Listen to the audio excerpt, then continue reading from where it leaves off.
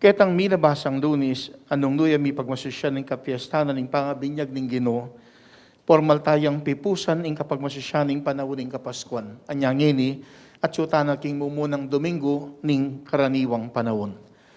Dapat may pupus man ng kapagmasusyan ng panahon ng Pasko, anong no, inyawa ng grasya ng Diyos, batang maging masaya, may kadma kanyang tapa rin isundo, adwan ng grasya ng Diyos, banking biye, magita mong masaya. Anya, yan pang keing punto ng kaya katamong pamigunam, nung makananong king biye, magita mong masaya. King biye, magsaya tamo, ustong ingino, lepitan, uling ating grasyang kamtan.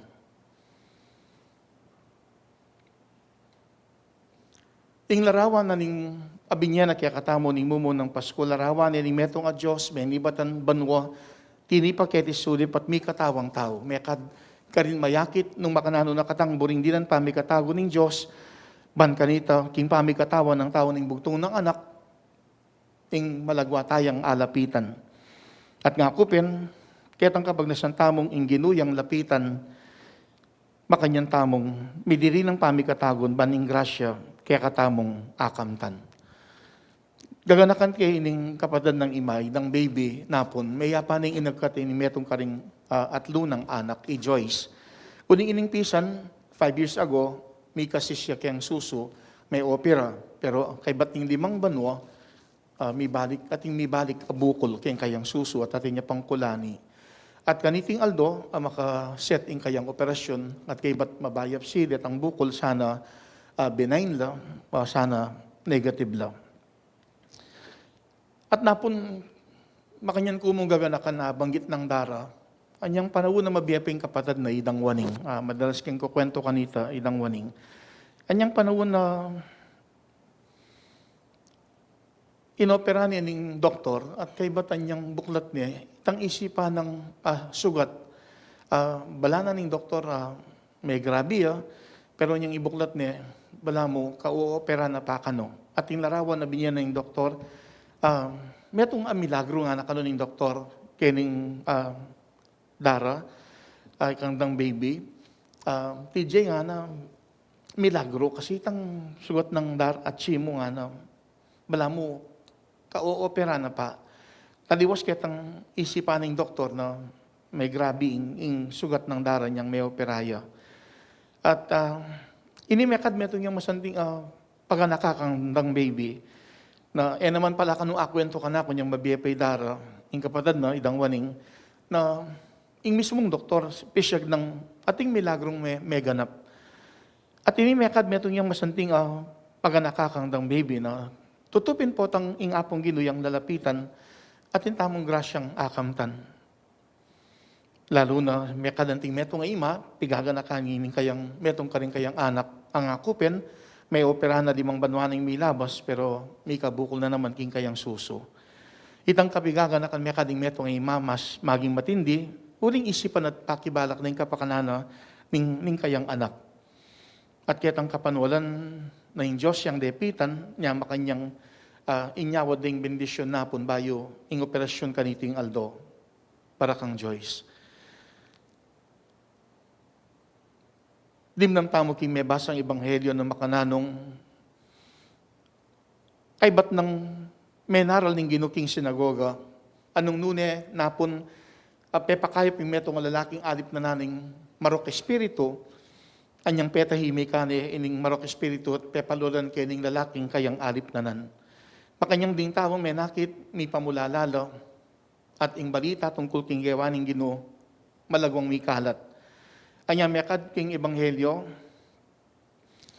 anyang ing Ginoo, sinalangi king balian ng Simon at Andres, at disnanding makarate, king masakit ining katwangan ng babae, agad nang pepayabot king Ginoo na masakit yung katwangan ng Simon, at ing Ginoo mismo lepitane, tela na gamat, at sinopaning tinalakad at agad-agad, may palda niya king lagnat, ining katwangan ng babaeng Simon.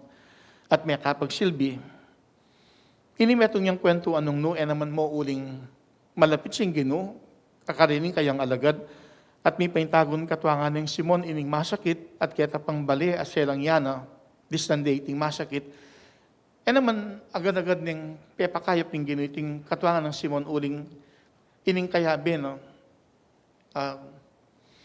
Katuangan ining masakit.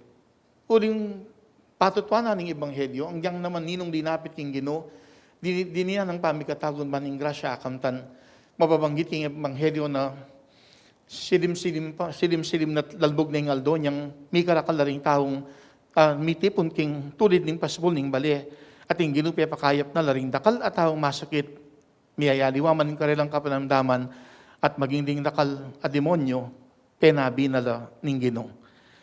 Kaya ni masala mayakit na makananong mi patutwanan na poraping ing Ginoo yang lalapitan at tintamong grasyang akakamtan.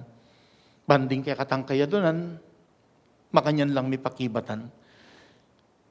At papalat na ning ebanghelyo kinabukasan, ting kayang pamanalangin ting metong at tahimik alugal. Makanyan din penintundening kayang alagad at yang akederi Simon, pepayabot da kaya, panintun na koring sabla. Dapat yung Ginoo, balo nang dakala pa rin mangailangan sawop. Dakala pa rin magnasang kaya lumapit. Kailangan tangmunta ka rin makalapit ba rin, bakong makapanaral mo naman ka rin. At itingin sang kanong bakit may koko Kapernaum. Kapag nasana ng Ginoo, ing puntala na pa rin miyayariwang lugal. Ban mamaya mo namang pamikatagon ka rin aliwa at yung alapitan. Ban ing grasya, karela mo namang akamtan.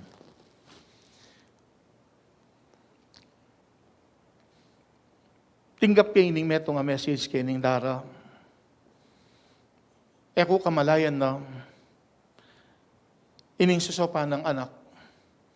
Apag nasang pabindisyon ban kanita, kamtaning kapaldanan. Meging dalan niya mo, uling yaman pala kitang oras ay ito. Masakit siya naman yung kayang lilitid.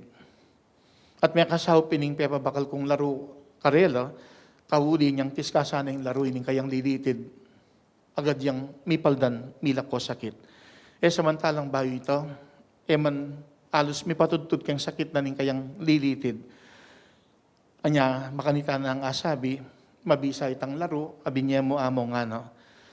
Nating debusyon king Indong Birheng Maria. Nabaluta naman po tang ing Birhen yang lepitan tamo, metong mong baging gawa na, ilapit na king kayang bugtong ay naking kaya katamong kayadonan, ing kaya katamong pamangilangan. At tutupin po tang ing Ginoo yang kaya katang lalapitan, at intamong grasyang akamtan. Anya, panagkatsiting babiyan na kaya katamon niting kapag masusyan, kaniting misa diyang pabakalayamano ing Ginoo yang lalapitan ban grasya kaya katangkamtan. Kaniting misa, pamikatago niya itiban ng Diyos, misan tayo pang lapitan.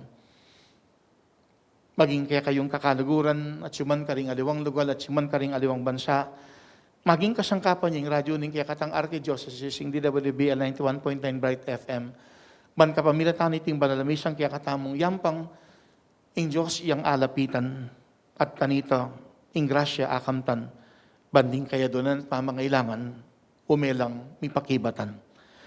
Makanyan na kong agatan king makuya da pinandit manahimik, ban yarap tamo king Diyos ing kaya katang kanya-kanyang kayadwanan. Kambi na ning kapanuwalan, na ing Diyos yung kaya katang lalapitan, ban grasya kaya katang kamtan. At adon mo naman ing grasya, ban makibat tamo, kaya ning panagkatatanaga ning kaya katamong pamigunam. Ing ginuyang lapitan, baning grasya, akamtan, nya eta, mibayatan, agyangking kalipitan. Datang at datang ing punto king biye, makaranas tamong kalipitan, kagipitan, at pwede tamong mibayatan, dapat ustong ing ginuyang lepitan, at intamong grasyang akamtan. Nya, eta mibayatan, agyangking kalipitan.